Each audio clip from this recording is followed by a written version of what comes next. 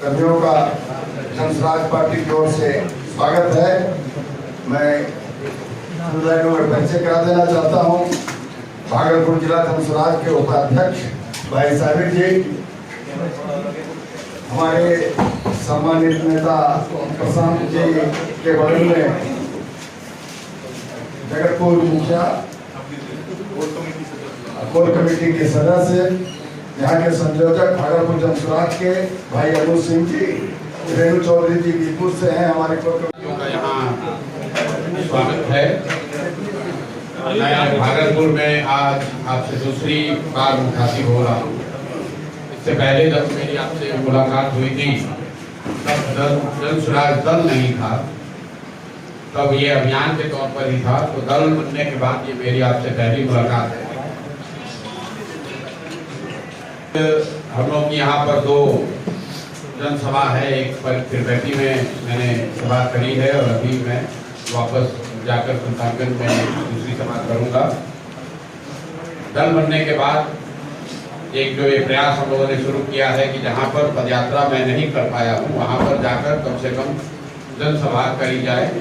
और जैसा कि पहले से घोषित है 20 मई से बिहार बदलाव यात्रा की शुरुआत होगी, जिसमें कि हर दिन मैं एक विधानसभा पूरा जो वहाँ के गांव, पंचायत, प्रखंड सारी जगहों पर जाऊंगा। वो पैदल नहीं जाऊंगा गाड़ी से ही, क्योंकि अब जितना समय बाकी है 5 महीनों में 240 विधानसभा जाना है, तो वो गाड़ी से ही किया जाएगा। लेकिन वो 20 मई से शुरू होगा। अभी मैं जो पहले से पूर्व घोषित प्रोग्राम है, जिन क्षेत्रों में मैं पदयात्रा पूरी नहीं कर पाया हूँ वहाँ पर अनुमंडल के स्तर पर जाकर पब्लिक से मिलने का जो काम है वो कर रहे हैं। उसी के तहत आज मैं भागलपुर में हूँ, 2 सभा करनी है। कल मैं बांका में रहूँगा। और अब आपके जो सवाल है आप सवाल कर सकते हैं।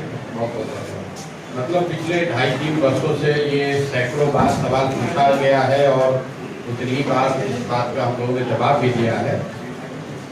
जो भी पहलू समाज में है, समाज की जो भी सच्चाई है वो राजनीति में भी उसका कुछ ना कुछ असर होगा। जाति समाज की एक बड़ी सच्चाई है, तो उस नजरिए से राजनीति में भी जाति का प्रभाव पड़ना ही है। लेकिन जाति राजनीति की एकमात्र सच्चाई नहीं है।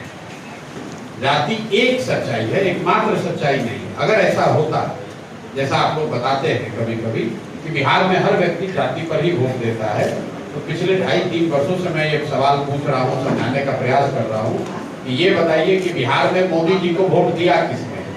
मोदी जी के जाति का तो कोई बिहार में रहता ही नहीं है।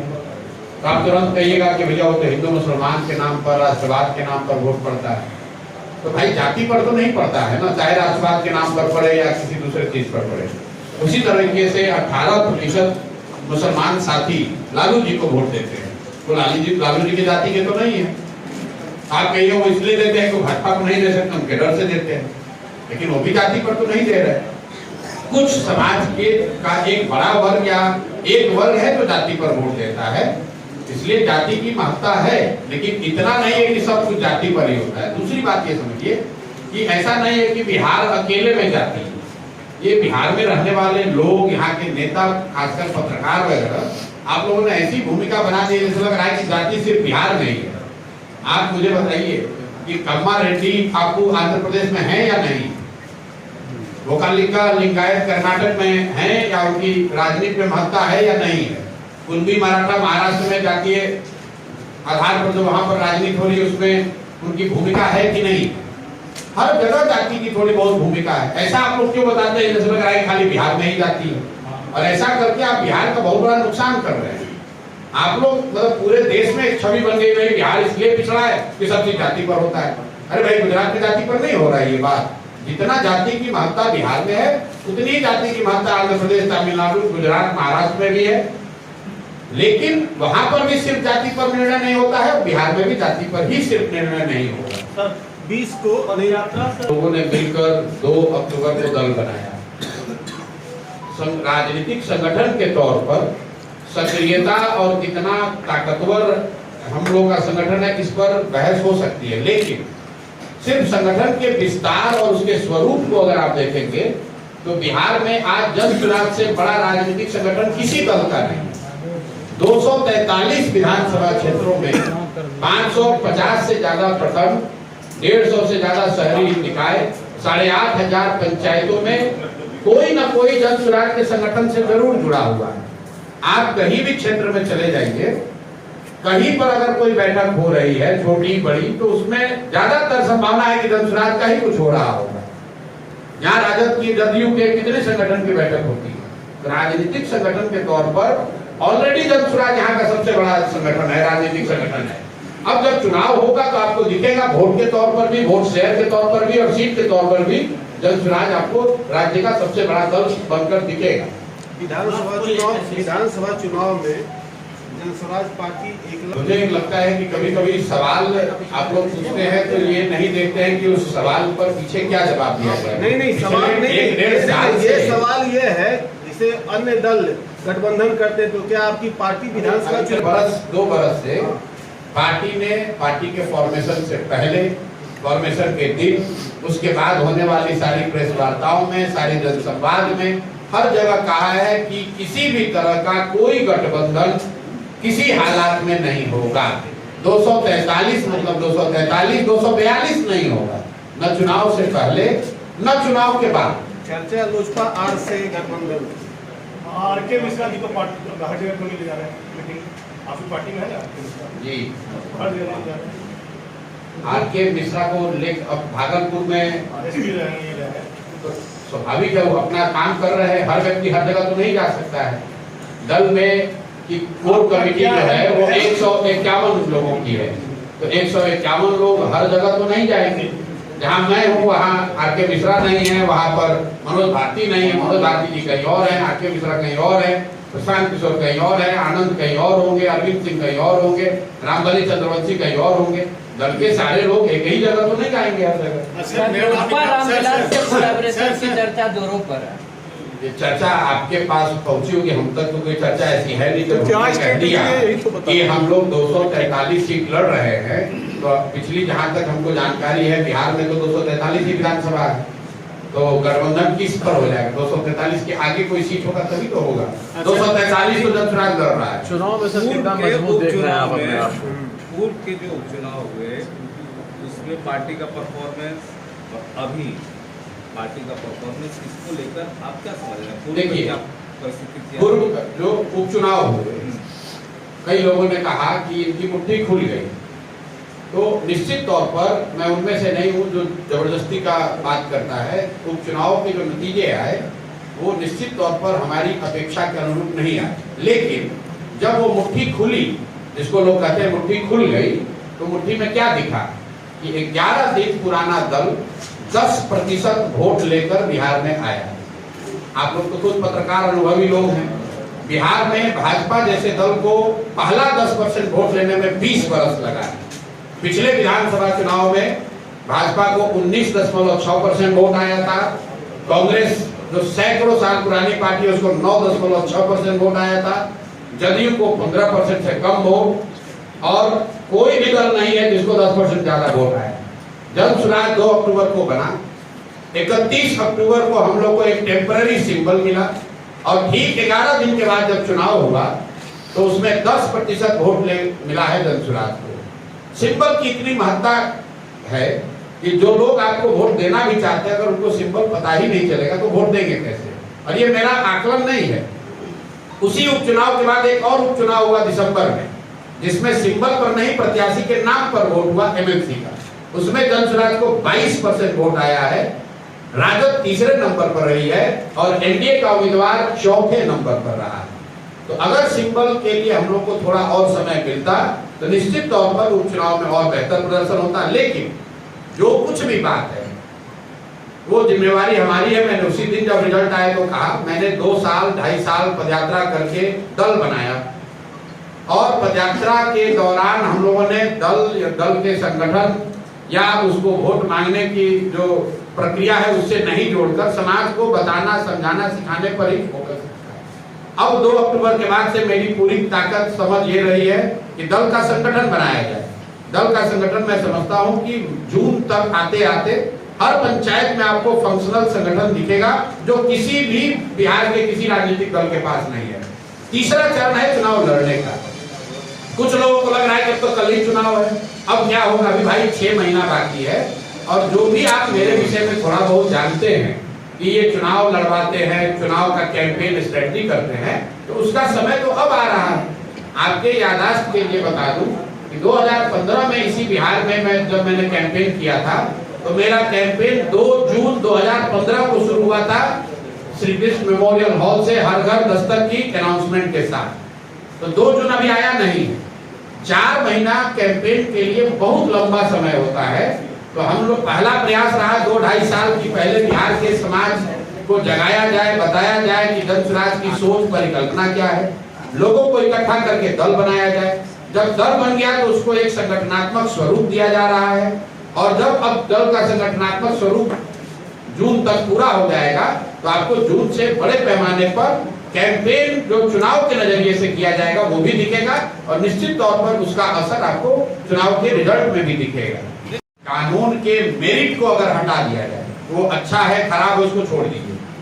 हमारा या जन स्वराज का वक्फ बोर्ड को लेकर विरोध इस बात को लेकर है कि जब देश बना, कुछ जो बेसिक मूल्यों के साथ देश बना, उसका संविधान बना, उनमें अगर कोई आप आमूलचूल परिवर्तन करते हैं तो जो लोग भी ये परिवर्तन कर रहे हैं उनकी ये जवाबदेही है, नैतिक और राजनीतिक जवाबदेही है कि जो समाज का वर्ग उससे प्रभावित हो रहा है उसको विश्वास में लेकर वो कानून बनाया जाए। वक्फ का कानून जो बना है, मुझे नहीं लगता है कि भाजपा वाले उस वक्फ में ट्रांसपेरेंसी लाने के लिए या उस कोई फंक्शनिंग को बेहतर करने के लिए लेकर आए हैं। विशुद्ध तौर पर हिंदू मुस्लिम की राजनीति करने का इनका एजेंडा है। इसका प्रमाण ये है कि आप देखिए पीछे कानून आया था सीए एनआरसी का, और भाजपा के समर्थकों को यह बताया गया कि सीए एनआरसी कानून इसलिए देश में जरूरी है क्योंकि यहाँ से मुस्लिम शरणार्थियों को, मुस्लिम आतंकवादियों को हटाना है। कुछ लोगों ने यह भी कहा कि हिंदू खतरे में है, अफगानिस्तान में, पाकिस्तान में, बांग्लादेश में, उनको लाकर देश में नागरिकता देनी है, इसलिए सीए एनआरसी का कानून लाया गया।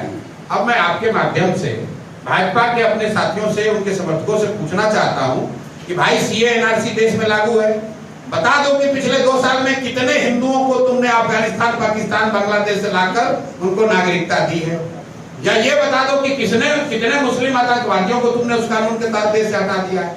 अब वो कानून भूल गए। मेरे भाई सीए एनआरसी इसलिए लाए थे कि बंगाल में 1-1.5 करोड़ वोट पोलराइज करके लिया जा सके। तो इनका एजेंडा है हर साल 1.5 साल में कोई ना कोई एक ऐसा मुद्दा लाओ जिससे समाज में हिंदू मुस्लिम वाली बात चलती रहे। इनका अगर एजेंडा ये होता कि वक्त में ट्रांसपेरेंसी आए, उसमें जो गलती हुई है उसको सुधार किया जाए। किसी ने मुझे कहा कि वक्त के कानून से अगर भूमिहीनों को जमीन मिलेगी आपको क्या दिक्कत है। हमने कहा भाई तुम कानून पढ़ के दिखा दो। अगर कानून में लिखा हुआ है कि वक्त में वक्त की कोई ऐसी जमीन जो गलती से वक्त के पास है उसको लेकर भूमिहीनों में बांटा जाएगा, कहाँ कानून में लिखा गया है? भाई इनका उससे कोई लेना देना नहीं है। इन्होंने बस खाली हिंदू मुसलमान करना है, जैसे सीए एनआरसी पर किया, जैसा ट्रिपल तलाक पर किया, जैसे कॉमन सिविल कोड पे कर रहे हैं, इससे कोई लेना देना नहीं है। इस भाजपा की सरकार में एक ही दिक्कत है, हम भी मोदी जी के साथ बहुत दिन काम किए हैं, ये गोल पोस्ट बदलते रहते हैं। अभी कल एक रिपोर्ट पढ़ रहा था कि आरबीआई ने सर्कुलर जारी किया है कि 500 के काउंटरफिट नोट बहुत बड़ी संख्या में बढ़ गए। आपको याद होगा जब डीमोनेटाइजेशन किया गया तो कहा गया कि काउंटरफिट नोट खत्म हो जाएगा, आतंकवाद खत्म हो जाएगा। अब कोई सवाल ना उनसे पूछ रहा है ना वो जवाब देते हैं। आप लोग फिर अब नया चीज लेकर आ गए, अब नया चीज बात करेंगे।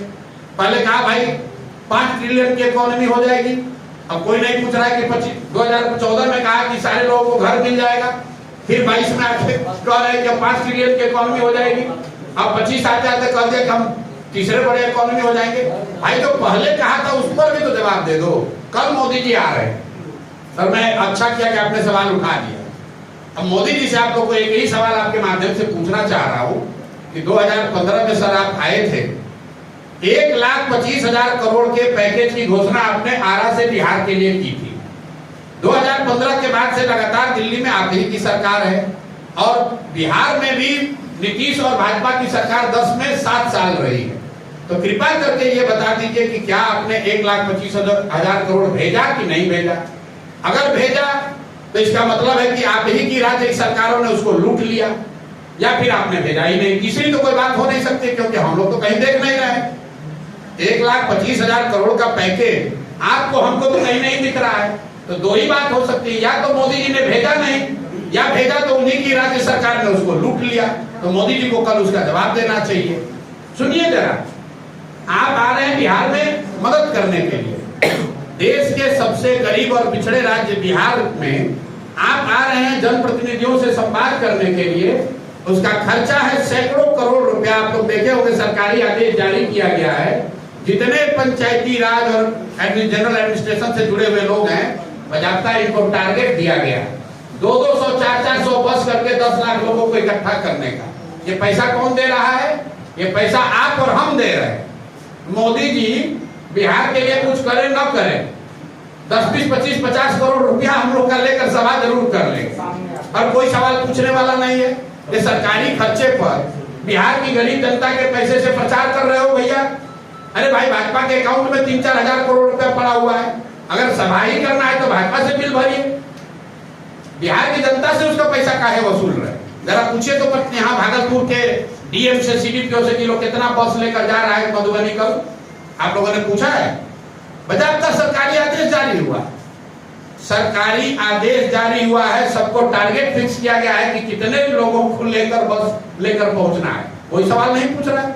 चलिए, मोदी जी को तो आप नहीं पूछ सकते, प्रधानमंत्री हम मिलेंगे नहीं, कम से कम जो भाजपा का यहाँ लोकल लीडर है, जो एडमिनिस्ट्रेशन, उससे तो पूछिए, आरटीआई तो लगाइए कि भाई कितना पैसा बिहार सरकार का खर्च हो रहा है इस पर। नीतीश कुमार जो अभी संवाद करने की स्थिति में नहीं है, उन्होंने शुरू किया महिला संवाद, उसका खर्चा टेंडर है 250 करोड़ रुपया। बताइए, जाते जाते गरीब बिहार जनता का 250 करोड़ रुपया लेकर महिला संवाद शुरू किए हैं। मतलब किसी एक कॉन्ट्रैक्टर को 250 करोड़ रुपया दे दिया गया कि गाड़ी और वीडियो चलाओ, और ऐसे व्यक्ति का चलाओ जो व्यक्ति खुद संवाद नहीं कर सकता है। उसका जो फ्लैग ऑफ किया तो उसमें एक शब्द बोले नहीं, क्योंकि उनकी मानसिक शारीरिक स्थिति नहीं है कि भाषण दे पाए। और पहले हम लोगों ने ऑलरेडी जनसुराज से कहा है, इस तरह की घटनाएं निंदनीय है। निहत्थे टूरिस्ट पर आकर गोली चलाना, उनकी हत्या करना, ये जघन्य अपराध है। और ये दिखाता है कि आतंकियों के और आतंक के जो जड़ें हैं वो राजनीतिक नारों के देने से नहीं खत्म होने वाला। जो बताया जा रहा था कि सब कुछ अच्छा हो गया, जरूर पीछे कुछ सालों में सुधार दिखा था, क्योंकि कश्मीर में जिस तरह का टूरिज्म बढ़ा है या कुछ इस तरह की घटना सुनने को नहीं आ रही थी, तो देश में एक भरोसा धीरे धीरे बनता जा रहा था कि लगता है कि आतंकवाद पर कुछ हद तक काबू पा लिया गया है। लेकिन कल जो घटना हुई है वो दिखा रहा है कि आतंक और आतंकवादियों की जो जड़ें हैं वो इतने कमजोर अभी नहीं है। बहुत लंबे संघर्ष की, शायद ऑल टाइम संघर्ष की जरूरत है। तो बिल्कुल इसकी हम लोग निंदा करते हैं, इसकी भर्त्सना करते हैं। जिन शब्दों में इसकी निंदा की जाए, मुर्शिदाबाद की छुट्टी क्यों है? आपने तो कोई पूछा नहीं सवाल कि हमने जवाब नहीं दिया। और हम बिहार में हैं तो केरल में भी कोई घटना हो रही है, तमिलनाडु, आंध्र प्रदेश में भी घटना हो रही है, तो आप क्या कहते हैं कि हम पीरपैंती में आकर मुर्शिदाबाद की चर्चा करें, जूनागढ़ की चर्चा करें, केरल की चर्चा करें कि पीरपैंती की चर्चा करें? प्रशांत जी, आप अगर सवाल पूछेंगे तो प्रशांत किशोर हर सवाल का जवाब दे ही रहे हैं, रोज मिल रहे हैं, मीडिया से मुखातिब हो रहे हैं। मुर्शिदाबाद की घटना बिल्कुल गलत है। उसको आप जातीय और धार्मिक उन्माद के कलर मत दीजिए। जो भी वहां पर देखिए, जो भी कानून का उल्लंघन कर रहा है या जो भी किसी भी तरह के हिंसा में शामिल हो रहा है, वो हिंदू हो, मुसलमान हो, सिख हो, अगड़ा हो, पिछड़ा हो, कोई भी हो, उसकी भर्त्सना होनी है, उसकी शिकायत, उसकी निंदा होनी है। इसमें कहीं कोई इफ बट किंतु परंतु नहीं है। और लोग परेशान हैं, लेकिन आप भी भागलपुर में ही रहते हैं, यहीं के पत्रकार हैं, यहाँ के लोग उसी नेता को बार बार फिर जिताएंगे तो स्वाभाविक तौर पर उनको परेशानी होगी। मैं पूरे बिहार घुमा हूँ, मतलब लोग ये बताते हैं, पूछते अच्छा विधायक जी कितना बार से जीत रहे हैं, कहता है 3 बार से। सांसद महोदय कितना बार से जीत रहे हैं, तो भैया 4 बार से। तो मेरे भाई, अगर आप समस्या से परेशान हैं तो उसी नेता को वोट क्यों दे रहे हैं? 2014 में मोदी जी मोतिहारी में भाषण दी, उस भाषण को लिखने वालों में भी हम लोग रहे होंगे। चीनी मिल के कंपाउंड से मोदी जी ने कहा कि जो ये बंद चीनी मिल है, इस चीनी मिल से बनी हुई चीनी का चाय पीऊंगा तभी बिहार में वोट मांगने आऊंगा। अब 14 के बाद मोदी जी लगातार 11 साल हो गए, कितनी बार आए वोट मांगने। चीनी मिल तो चालू नहीं हुई, उसका 1-1 इंच जमीन बिक गया। जो लोगों ने जमीन को खरीदा लूटा वो ज्यादातर लोग भाजपा के नेता है। लेकिन महत्वपूर्ण बात यह है कि वो मोतिहारी से भाजपा का सांसद विधायक उसके बाद से लगातार जीत रहा है। अगर आप चीनी मिल के न चलने से परेशान हैं, मोदी जी या किसी नेता ने जो गलत वादा किया उससे परेशान है, तो फिर उसको वोट काहे दे रहे हैं? और अगर वोट दीजिएगा तो वही स्थिति बनी रहेगी। जन सुराज का पूरा प्रयास यही है। हम तो मन से ये बात कहते हैं कि भाई आप 5 किलो अनाज के लिए वोट दे रहे हो तो 4 किलो अनाज मिल रहा है। आप मंदिर मस्जिद के लिए वोट दे रहे हो तो मंदिर मस्जिद बन रहा है। आप जात के लिए वोट दिए हो तो जाति जनगणना हुआ है। आप लालू जी को आवाज और सम्मान के लिए वोट दिए थे तो गरीब और पिछड़ों को लालू जी के राज में आवाज और सम्मान मिला है। आपने नीतीश को बिजली के लिए वोट दिया है तो बिजली आई है। लोकतंत्र में आप जिस चीज के लिए भी वोट देंगे वो आपको मिलेगा। कम मिले या ज्यादा मिले, लालू को दीजिए, नीतीश को दीजिए, मोदी को दीजिए कि प्रशांत किशोर को दीजिए। ये बेकार दिमाग लोग लगाते हैं कि हम किसको वोट दें। महत्व तो इस बात का नहीं है कि वोट किसको देते हैं, महत्व इस बात का है कि वोट किस बात के लिए देते हैं। जिस बात के लिए वोट देते हैं बिहार में भी वो चीज हो रहा है। बिहार में लोगों को अपने बच्चों के पढ़ाई रोजगार की चिंता नहीं है, उसके लिए वोट करना नहीं है। अभी देख लीजिए, अभी मुर्शिदाबाद पर सवाल हो रहा है, वोट पड़ेगा कश्मीर के नाम पर। वोट लोग देंगे गुजरात में बुलेट ट्रेन का कहानी सुन के, तो भैया गुजरात में बुलेट ट्रेन चलेगा और आप नरकटियागंज और फिर पैकी में धूल फाँकिएगा। प्रशांत जी एक सवाल है। 2-3 प्रेडिक्शन आप सुन लीजिए। हम जो पहले काम करते थे तो मेरी बातों को पत्रकार लोग बहुत गंभीरता से लेते थे। अब चूंकि हम खुद राजनीति में हैं, एक तरीके से स्टेक होल्डर है, तो आप लोग भी कहते हैं ये कैसे होगा। जब प्रशांत किशोर ने कहा कि बंगाल में भाजपा को 100 सीट नहीं आएगा तो नहीं आया। जब आंध्र में कहा कि जगन मोहन रेड्डी पूरी तरह हार जाएंगे तो उनको 11 को सीट आया। बिहार में मैं जो अभी कहूंगा आप कहेंगे आप तो जनसुराज के नेता इसलिए कह रहे हैं, लेकिन जो मेरी अपनी प्रोफेशनल समझ है, नवंबर में बिहार में नया चीफ मिनिस्टर बन जाएगा। नीतीश कुमार अब बिहार में चीफ मिनिस्टर नहीं बन पाएंगे किसी भी हालत में। इसकी गारंटी क्या होता है, लिख के दे देते हैं। दूसरी बात बिहार में 60% से ज्यादा आबादी बदलाव चाहती है। वो चाहे राजद का सपोर्टर हो, किसी जाति का हो, किसी धर्म का हो, भाजपा का सपोर्टर है, नीतीश का सपोर्टर है, 60% से ज्यादा लोग आंकड़े बता रहे हैं वो बदलाव चाहते हैं। वो लालू नीतीश के इस राज से थक गए। इसका मतलब ये नहीं है कि 60% लोग जनसुराज को चाहते हैं, उस पर विवाद हो सकता है, उस पर भी जनता को निर्णय लेना है। लेकिन 60% से ज्यादा लोग बिहार में बदलाव चाहते हैं। अब आप कहिएगा कब निर्णय लेंगे, तो डेटा और साइंस ये बताता है कि 25% वोटर, याद रखिए इस बात को, करीब 25% वोटर चुनाव के 3 दिन पहले 72 घंटे में निर्णय लेता है। तो आपके हमारे लिए जरूरी ये है जानना कि बिहार में बहुतायत संख्या में 60% से ज्यादा लोग बदलाव चाहते हैं। अब वो बदलाव के वाहक के तौर पर जिस पर भी उनका विश्वास बनेगा, जो भी सबसे ईमानदार और सशक्त विकल्प जनता को दिखेगा वो जीत कर आएगा। सबसे मजबूत आधार ये है कि बिहार में जाति, धर्म, नाली गली 5 किलो अनाज से ऊपर उठकर शिक्षा और रोजगार की राजनीति होनी चाहिए। बिहार की जो सबसे बड़ी समस्या पलायन है उसकी बात होनी चाहिए। और आप देख रहे हैं कि पहली बार राजद और जदयू जैसे दल भी पलायन की बात कर रहे हैं। तो जनसुराज की क्या ताकत है ये तो आपको अभी दिख रही है। बिहार की राजनीति में पहले कभी पलायन पर आपने चर्चा सुनी हो, कभी शिक्षा पर बात सुनी हो तो बता दीजिए। पहली बार लोग शिक्षा और पलायन की बात कर रहे हैं, रोजगार की बात कर रहे हैं। ये जनसुराज की ताकत नहीं है, ये लोकतंत्र में विकल्प होने की ताकत है। जिस दिन लोगों के पास विकल्प मिल जाएगा तो जो दल अभी पहले से बने हैं उनको भी जनता के मुद्दों पर जवाब देना पड़ेगा। क्योंकि अभी तक वो मुद्दों की बात इसलिए नहीं करते, उनको मालूम है कि काम करे चाहे नहीं, डर के मारे हम ही को वोट देगा। अब जब विकल्प एक मिल गया है तो सबको जवाब देना पड़ेगा। प्रशांत जी एक सवाल है। पढ़ रहे हैं, हमको ये नहीं पता है, चलिए कम से कम आप मान तो रहे हैं कि हम आगे बढ़ रहे हैं। जी जी, हमारे विरोधी तो ये कह रहे हैं कि हम लोग आगे बढ़िए नहीं युवाओं के अब आप बताइए, पहले तो लोग कहा जब हम चलना शुरू किए, अरे बिहार में चलने से क्या होगा, कितना दिन चलेंगे। जब चल लिए 2-2.5 साल दल बन गया, 1 करोड़ लोगों ने मिलकर दल बना लिया, दल बनाने से क्या होगा। जब दल बनाकर आगे बढ़ के संगठन खड़ा कर लिए, संगठन खड़ा करने से क्या होगा। जब 10% वोट आएगा तो आप 10% वोट से क्या होगा। मेरे भाई, अगर हम लोग की नियत में, हम लोग के प्रयास में ईमानदारी है तो परिणाम मिलेगा ही मिलेगा। बात प्रशांत किशोर की नहीं है, बात जसराज की नहीं है। बिहार की जनता त्रस्त है, 30-35 साल से उसके सामने विकल्प नहीं है। अब एक विकल्प जो भी अगर सामने आ रहा है तो जनता उसको बहुत करीब से देखेगी, चर्चा करेगी। अब हम लोग की जिम्मेवारी है, अगर हम लोग के चरित्र में, हम लोग के व्यक्तित्व में, हमारे आचार विचार में वो प्रभाव होगा, वो सच्चाई होगी, वो ईमानदारी होगी तो जनता हम लोग को चुनेगी। अगर हम लोग में कुछ कमी रह जाएगी जनता नहीं चुनेगी। हमने तो भागलपुर दंगों की भी बात नहीं की, तो जब हम राजनीति में उस समय थे ही नहीं।